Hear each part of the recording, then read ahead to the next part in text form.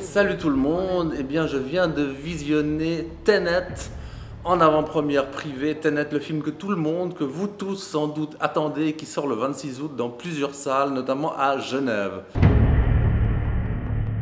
We all believe we'd run into the burning building.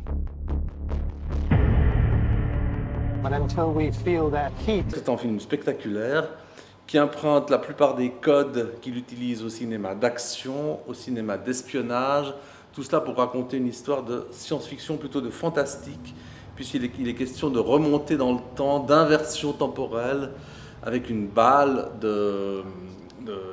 une arme donc, qui remontait le temps et qui permet à un détective, qui est joué par John David Washington qu'on voit sur l'affiche, et qui va essayer de remonter aussi le temps pour empêcher une troisième guerre mondiale. Voilà en gros le sujet du film que je vous résume assez mal. C'est un sujet très compliqué, un scénario assez complexe à résumer, et on gagnerait presque à revoir le film pour en saisir toutes les subtilités.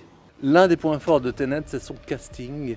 John David Washington, qui a le rôle principal, je l'ai cité, il est bien, il est efficace. Moi, celui qui m'a le plus surpris, c'est Robert Pattinson, qui, une fois de plus, accomplit quelque chose d'étonnant.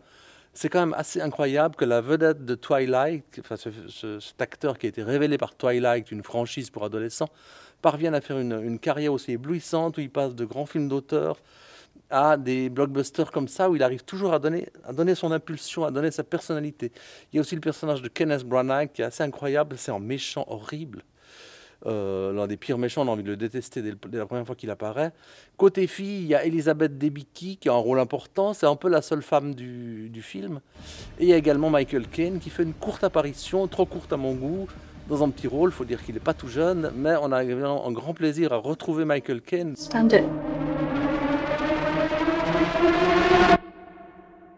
Ce qui est intéressant dans Tenet aussi, c'est sa mise en scène et sa structure, parce que Christopher Nolan, il joue constamment sur les inversions, sur les oppositions, sur les symétries, forcément, puisque son récit est lui-même basé là-dessus.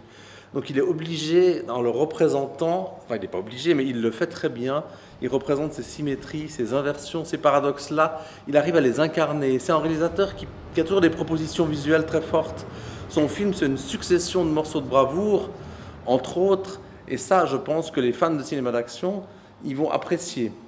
Peut-être que le film ne plaira pas à tout le monde, aucun film ne plaît à tout le monde d'ailleurs, mais les gens qui veulent de l'action, qui veulent du dépaysement, ils en auront pour leurs frais.